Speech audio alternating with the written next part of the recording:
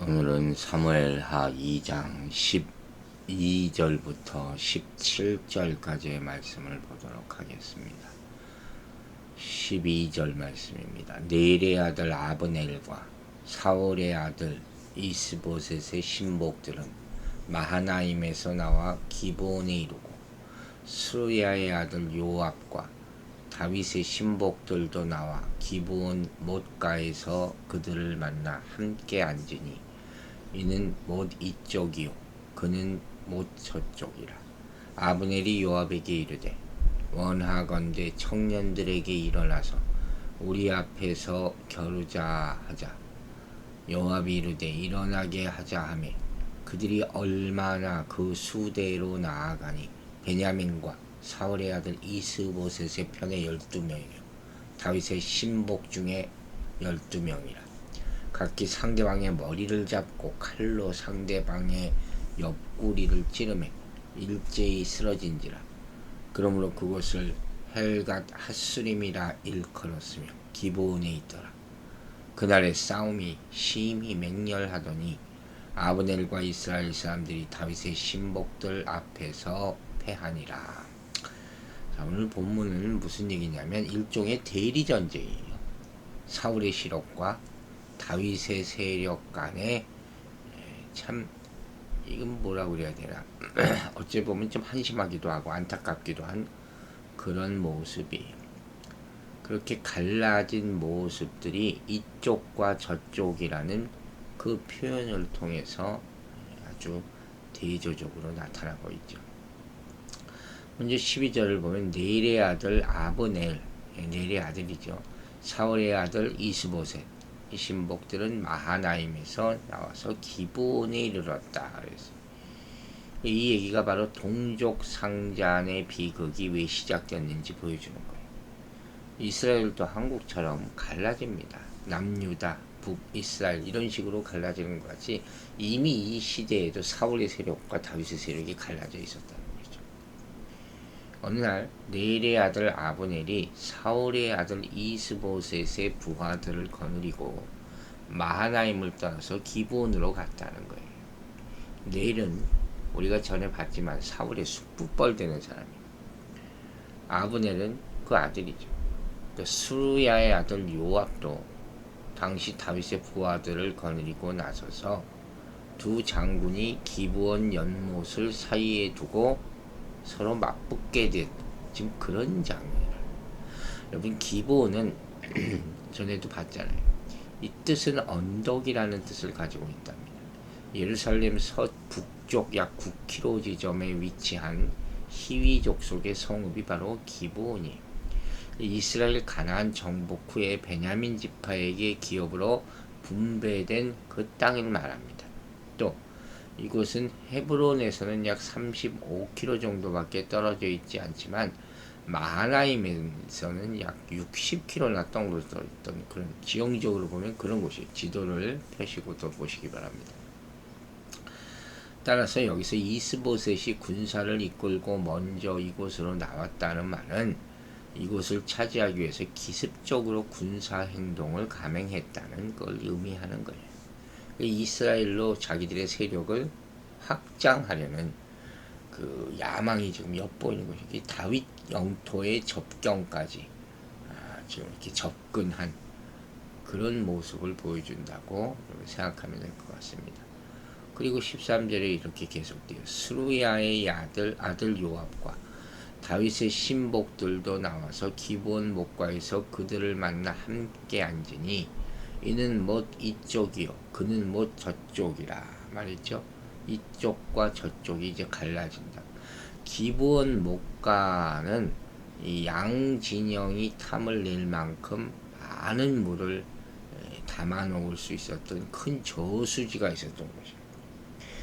지금도 그렇지만 옛날 전쟁에서는 정말 중요한 게 식수하고 식량이에요. 그 식량 창고를 항상 불지르는 모습들이 많이 나오죠. 그리고 물을 끊고 그럼 전쟁은 반이 이겼다 해도 과언이 아닐 정도거든요. 근데 이런 큰 저수지가 당시에 있었다는 거예요. 이 1960년도쯤에 미국에 있는 어떤 박물관 탐사팀이 발굴 조사를 했답니다. 이 지역을. 그래서 그 연못의 규모가 드러났는데 그 안에는 무려 79개의 층계가 나선형으로 이렇게 만들어져 있었고直径이 약 11m, 깊이가 약 14m 정도까지 됐다. 어마어마한 곳. 여기다 물을 다 채우면 맥시멈 한 6,000명 정도까지 마실 수 있는 그 엄청난 양의 못을 만들었다는 거예요, 당시에.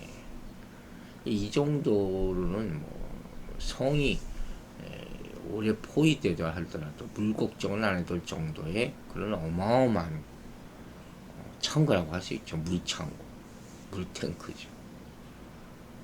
그러니까 기본 못은 이런 물이 귀한 가나안에서는 아주 중요한 식수 공급원이 됐다는 거예요.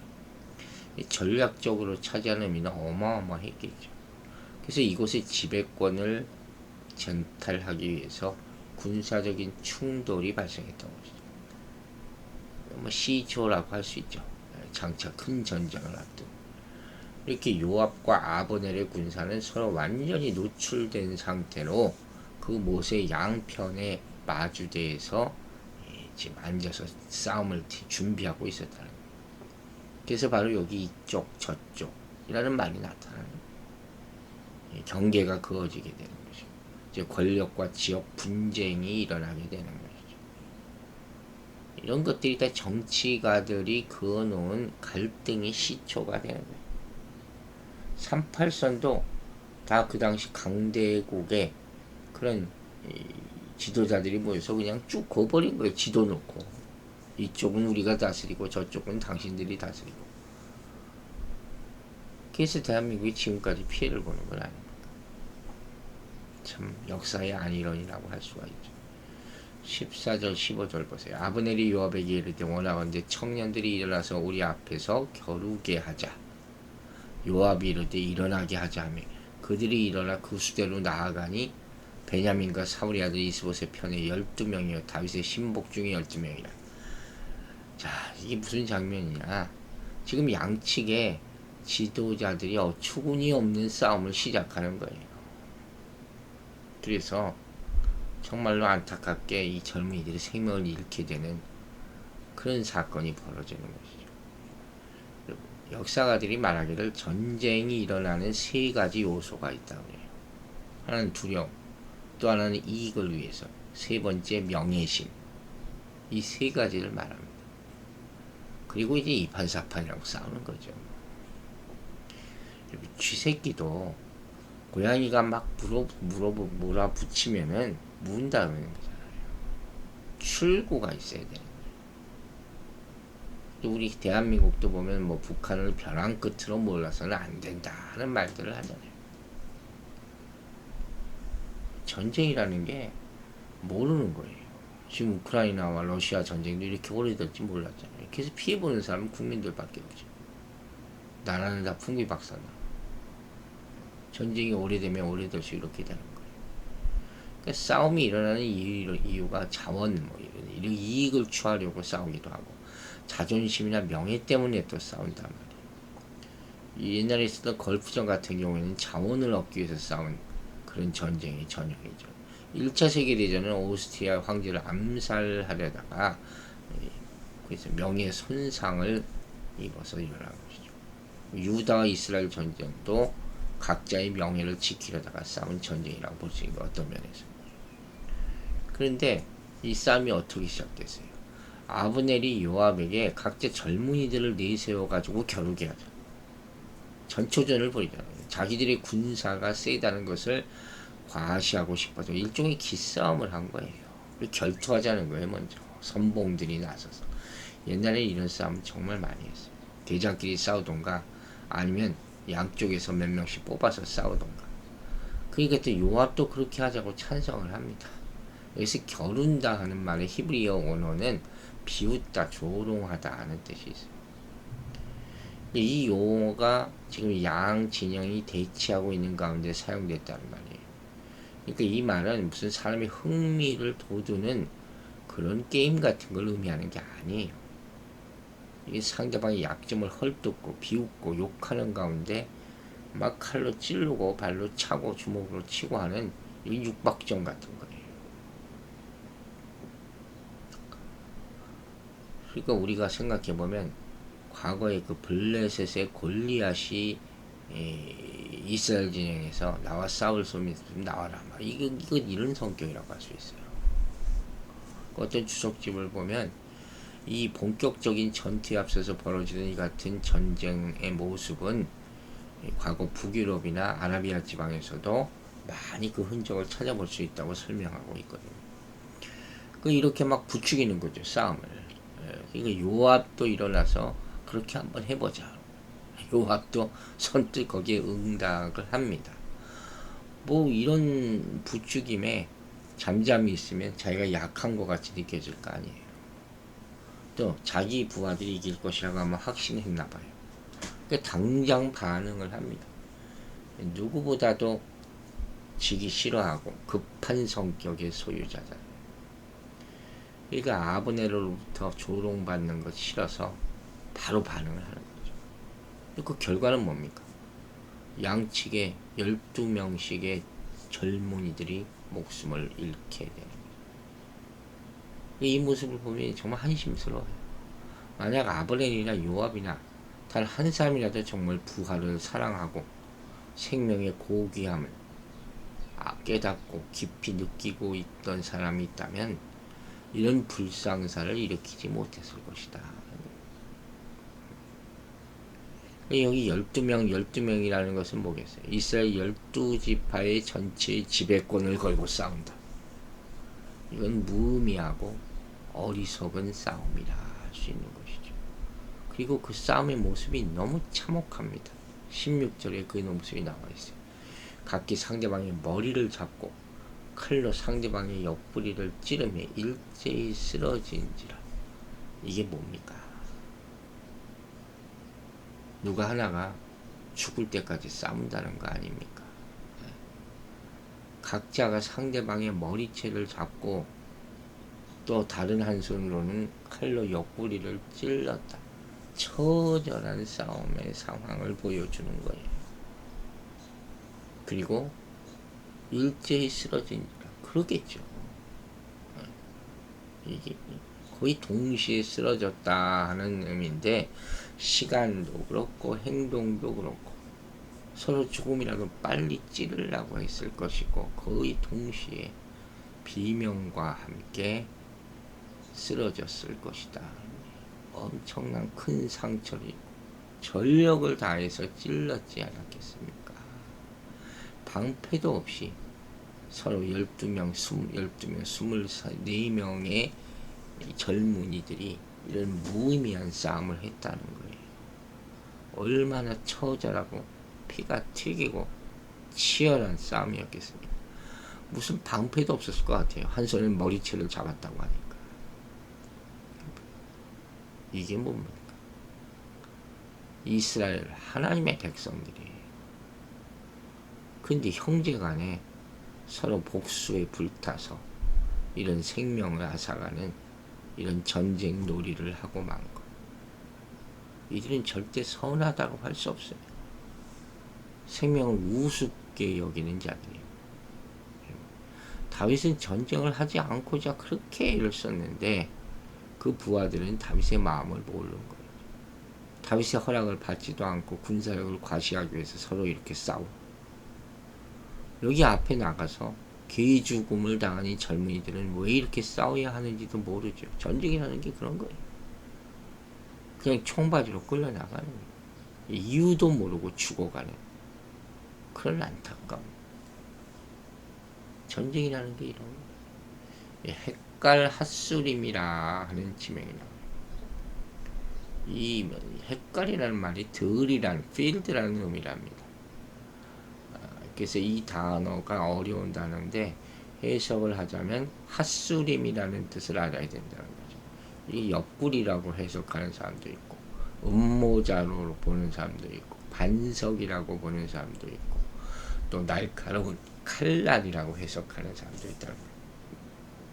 그래서 이 마지막 해석을 근거로 해서 칼날에 찔려서 서로가 죽은, 그렇게 해석한 것 같아요. 칼날의 옆구리가 찔려 죽은 곳이다. 참, 이 지역마다 명칭의 유래가 있잖아요. 근데 이게 참 안타까운 것이죠. 로스앤젤레스라는 것이 천사들의 도시 아닙니까? 축복받는 땅이라고 얘기하잖아요. 근데 여기는 칼날에 서로 찔려 죽은 땅이다. 이게 뭡니까? 17절의 마지막 해석을 합니다. 그날의 싸움이 심히 맹렬하더니 아브넬과 이스라엘 사람들이 다윗의 신복들 앞에서 패하니라. 싸움의 결과가 나와요. 싸움이 맹렬했다. 이 선택된 24명의 젊은이들이 뭐 승부를 가리지도 못한 채 서로 다 죽어버리는 거죠. 그 피를 본 양측의 군사들이 얼마나 분노하겠어요. 이 자극을 받아서 이 전면전에 돌입하기 직전에 이르는 것이죠. 이 전쟁의 참혹성을 보여주는 것이죠. 결과는 다윗의 군대들이 이겼다 이렇게 말하지만 이게 무슨 의미가 있겠습니까? 이 엉터리 같은 바보 같은 지도자들의 말 한마디가 양쪽 진영을 전쟁의 도가니라 몰라는 거예요. 전쟁이라는 게 이렇게 우습게 벌어져요. 서로가 서로를 비난하다가 감정이 극에 달하는. 이 지도자들이 조금이 지각이 있어서 서로 싸우지 말자고 했으면 이런 전쟁이 일어나지도 않았을 것 아닙니까? 서로 욕하다가 죽이고 큰 전쟁이 일어나요. 그래서 우리는 남을 서로 모욕하는 일을 하지 말아야 된다. 얼마나 그 자존심을 긁는 일입니까? 상대방을 무시하고 비난하는 그런 말을 해서 어떻게 좋은 관계를 유지할 수가 있겠습니까? 그런 싸움은 같이 하면 안 돼요. 관계를 끊는 게 차라리 낫죠. 이렇게 피를 본 군사들은 전면전으로 치닫게 되고 마는 것이죠.